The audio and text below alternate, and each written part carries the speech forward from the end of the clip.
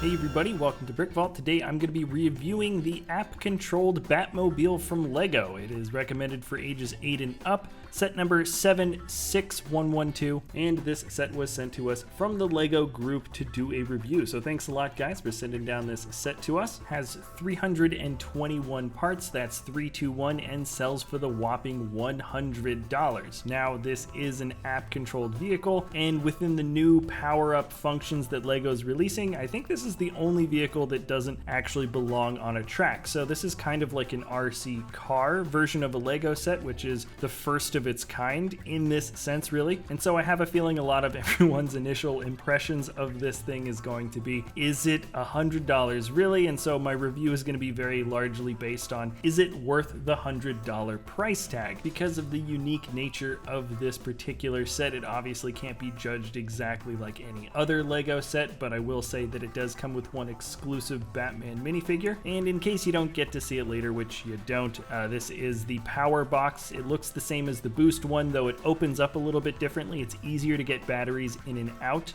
Those are 6 AAA batteries required for this set, and these are the 2 small motors that control the Batmobile. Alright, let's begin the build. Now as the build goes by, I was looking online to see if this particular Batmobile design was based on anything from the universe of comic books or movies or anything, and no, I don't believe so. In The Dark Knight there was some crazy big bulky tank version of a Batmobile, but in reality it doesn't actually look very close to what we get here. I think this is a completely original design, and largely it has been based on how it needed to house the entire electronic and motorized controls for the app-powered vehicle, so that's why it looks kind of big and bulky. And maybe you guys can let me know what you think about its overall look in the comment section below. Personally, I don't think the Batmobile turned out half bad. It's definitely not smooth and sleek like what we're used to seeing most of the time from the DC universe, though the overall look of this behemoth at the end of the day actually does kind of work for me. It was roughly a 45-minute long build, and that does include the time it took for me to get up and look for my AAA batteries, which were somewhere around the studio. And with very little time for setup and getting the app ready to go, I got the Batmobile up and running very quickly. In terms of interfacing, it connects through Bluetooth, and all you have to do is hit the power button, and there you have what the first interface looks like. You can control the turning. Basically, there's 2 different motors, and you can control the amount or power that is added to either side. And so by flipping the switch, you can see it kind of bounces back into place when you let go of either toggle, and it can actually go pretty fast. It is not the same thing as operating a boost set.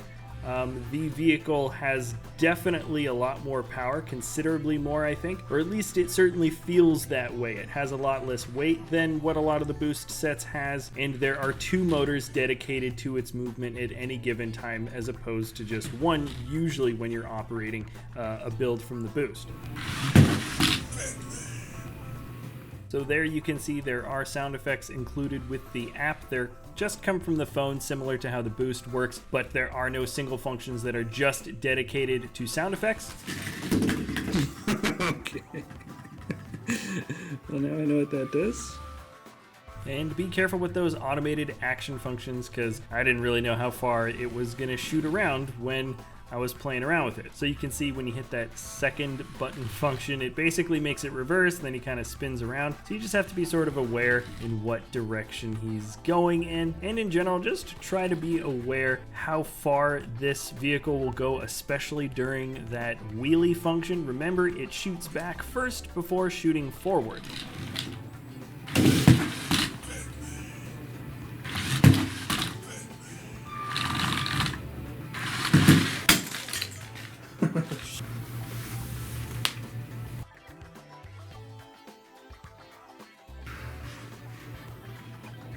Good thing to also know about this set is that it's very easy to put back together, so yes, be careful. Anyways, this is the second version of the app. Basically, there's 2 different ways to control this, which I like. They give you just 2 options on how you would like to mess around and play with the Batmobile. So you can see you've got the plus and minus, which is just forward and back. There's no power really to this. You just kind of get to move it forward, backward, seemingly at full power, I think, and it just gives you a variety of different different options on how you want to control your Batmobile, which is a lot of fun because this is an app-controlled vehicle after all, and you're just hitting certain points on a screen, so it looks like Lego has just kind of given you your options on how you want to play around with this thing. Also, you might have noticed with the blue backdrop and the slightly different controls, you get two different action functions. The wheelie still stays there. I think that's going to be everybody's favorite, but you can mess around with just a couple of other preset little fun motion features if that's what you like to play around with. But honestly, I think just moving the vehicle left to right and just kind of messing around with it as an RC car is where I find the most fun. Now, taking a closer look at the build itself, I would have put this on the rotation table, but